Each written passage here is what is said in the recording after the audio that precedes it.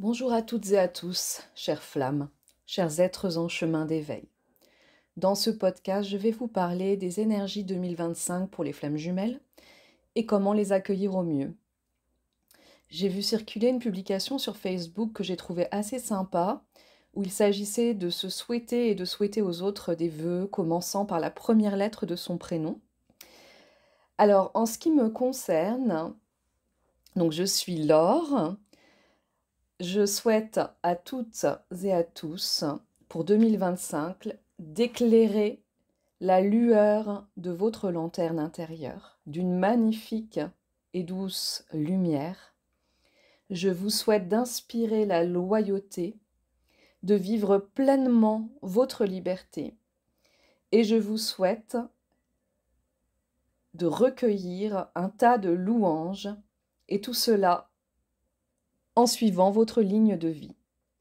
Donc voici mes vœux pour 2025 et vous pouvez laisser les vôtres en commentaire, en commençant, ou pas si vous n'en avez pas envie, mais je trouve ça plutôt rigolo, en commençant donc vos vœux par la première lettre de votre prénom.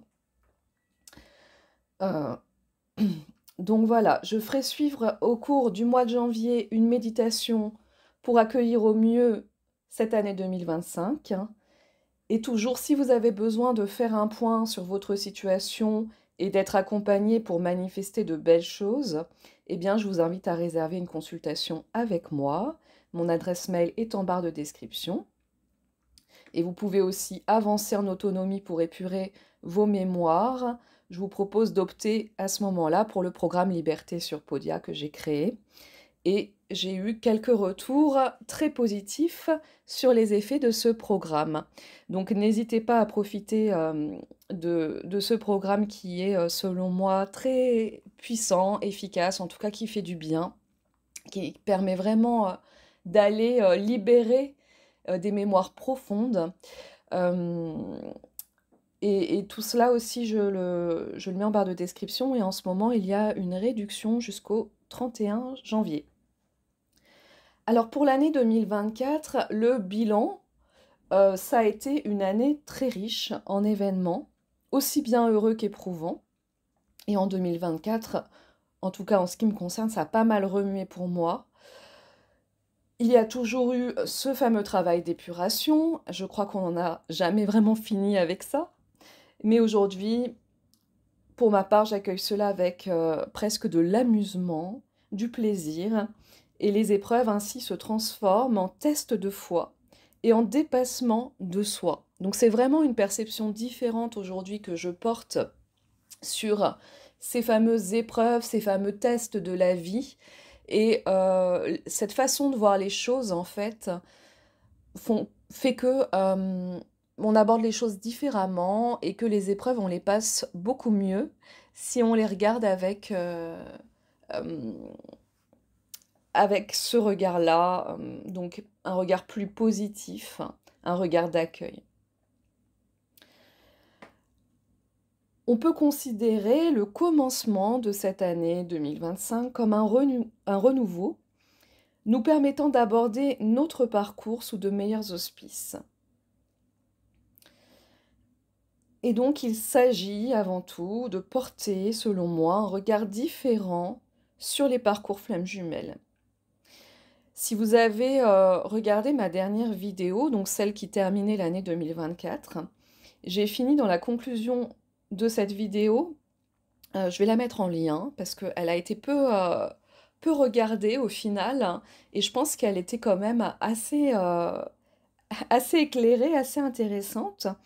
Donc dans la conclusion de cette vidéo, je finis par dire que la flamme était en fait en nous.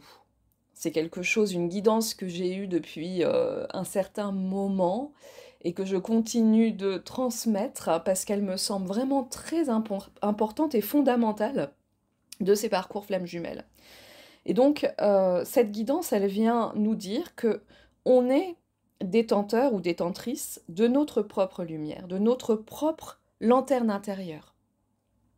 Et que l'autre, le jumeau, la jumelle, est juste là pour déclencher, il est venu pour déclencher la souvenance du sentiment le plus haut, de la plus haute vibration qui est l'amour, qui est, si vous voulez, nous on exprime ça à un niveau humain comme le ressenti d'amour, mais en fait l'amour c'est, je dirais, c'est Dieu, c'est cette puissance qui est transcendantale. Et donc, finalement, l'autre vient éclairer cette lanterne pour qu'on puisse récupérer cette lumière pour nous et la vivre à la fois intérieurement, mais tout ce qui est vécu à l'intérieur de soi, on le transmet à l'extérieur et on le récolte aussi de la 3D. Donc, dans cette fameuse 3D, n'acceptez pas moins que ce que vous valez surtout. L'amour que vous portez en vous est un trésor pour le monde. Donc il ne doit pas être dévalué, bafoué ou dénigré, ni par l'extérieur, ni par vous-même en premier lieu. En 3D, dans le monde physique, vous n'avez donc besoin de personne, et pas même de votre flamme jumelle pour vivre l'amour. Tout se passe déjà à l'intérieur de nous. Et cet amour, il est grand et puissant. On est donc amené à le rayonner pleinement et à ne plus accepter ces fameuses miettes. On nous demande aujourd'hui d'être à la hauteur de cette énergie qui crée le meilleur ici-bas sur Terre. Et pour être à la hauteur, je ressens qu'on n'a plus le droit d'adhérer aux croyances flammes jumelles qui nous déséquilibrent. Je parle évidemment du discours culpabilisant qui dit que comme on est une flamme jumelle, on doit accepter inconditionnellement l'autre tel qu'il est, avec tous ses dysfonctionnements, etc. Ne portez plus le regard sur l'autre, sur les dysfonctionnements. Non, permettez à l'autre au honneur de s'élever aussi en ne lui distribuant plus gratuitement cet amour, votre trésor. Gardez cela sacré en vous et donnez-le, offrez-le aux personnes qui sont prêtes à l'accueillir. Plus vous ferez cela dans la pleine affirmation de vos limites saines, et plus la vie vous récompensera. Je ne sais pas pour vous, mais pour moi, ce n'est pas parce qu'on me dit oui ou qu'on me court après que j'aime plus une personne. Ce que j'aime, c'est la spécificité d'une personne. C'est voir son âme, voir au-delà, voir sa lumière. Lorsque celle-ci, elle exprime sa personnalité, lorsqu'elle exprime cette lumière qui lui est propre. Et d'ailleurs, posez-vous la question, pourquoi aimez-vous votre runner, qui pourtant vous tourne le dos? Vous voyez, ça ne vous empêche pas de l'aimer, le fait qu'il vous tourne le dos, le fait qu'il vous dise non, le fait qu'il vous dise plus tard, le fait qu'il ait des dysfonctionnements. Hein. Tout cela ne vous empêche pas de l'aimer. Eh bien, dites-vous que c'est pareil pour vous. Vous pouvez être aimé tout en disant non, tout en affirmant votre personnalité, tout en tournant le dos, en fait. Apprenez donc à vibrer votre lumière en disant non, mais pas juste pour dire non bêtement, mais plutôt pour honorer ce trésor intérieur, en ne vous offrant pas moins que ce que vous méritez. C'est vraiment, je crois, que 2025 est à aborder dans ces énergies d'ouverture du cœur, vers vous d'abord. Et ça nous appelle, cette ouverture du cœur, à être égoïste, mais égoïste dans le bon sens du terme, en ouvrant la porte vers nous, car c'est nous qui avons la clé, et une fois que la porte est ouverte, eh bien, laissons passer seulement la lumière. Donc moi, ma compréhension des parcours flammes jumelles aujourd'hui, c'est que ces parcours ne nous servent qu'à nous relier à notre guide intérieur, à notre source d'amour. Donc permettons-nous de tourner le regard vers nous et d'observer les vides et les pleins, en restant avec ce regard bienveillant sur nous-mêmes, hein, ce regard d'accueil. Et alors, on y trouvera toutes les réponses, hein, car tous les possibles sont en fait en nous. Et moi, la vie m'a montré que tout peut changer en une fraction de seconde. Et que pour rejoindre une ligne de vie différente de celle qu'on est en train de vivre, et donc faire ce fameux saut quantique, alors il faut accepter de laisser partir l'ancien. Accepter de laisser partir ce qui ne fonctionne plus, et ce qui n'a jamais en fait fonctionné pour nous. Et si votre relation de flamme jumelle ne fonctionne pas ou plus, ne persistez pas dans ce chemin. Acceptez de remettre en cause vos croyances passées, de faire le vide de tout ce que vous savez pour accueillir le changement. Et c'est pas vrai seulement pour les relations sentimentales, on va dire, je pense que c'est vrai pour tous les domaines de vie. Une fois que on a cette conscience en nous, l'idée c'est de s'efforcer de la maintenir, de maintenir ce changement et cet équilibre intérieur.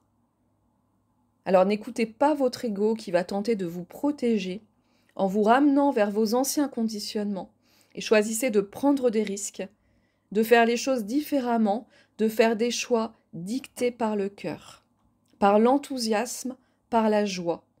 À partir du moment où vous avez un choix à faire, un choix de vie quel qu'il soit, hein, petit ou grand, écoutez ce cœur,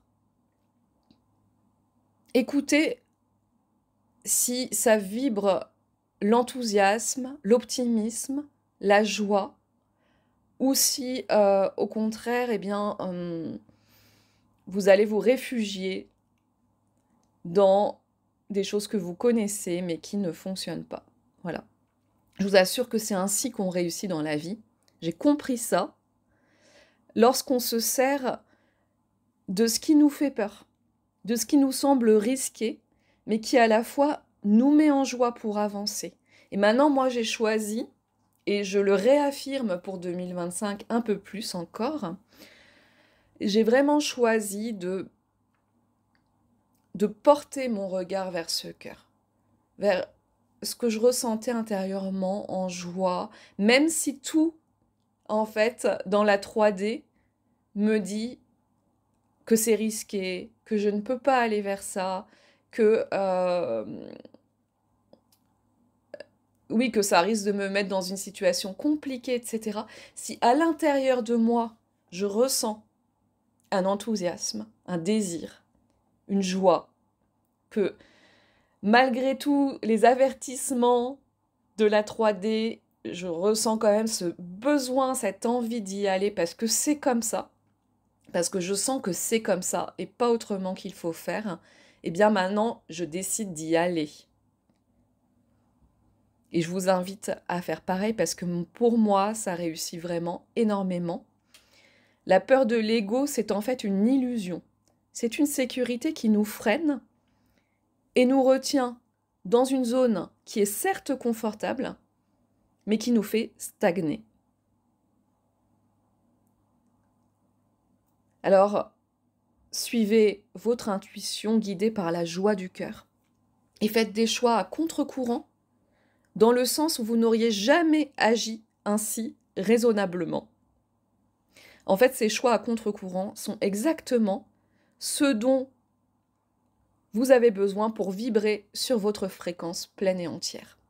C'est ça la guidance, c'est d'accepter de faire des choix qui viennent de l'intérieur, de notre âme, de nos profondeurs. Et ces choix-là, en fait, ils apparaissent très clairement dans notre cœur, pas dans notre mental.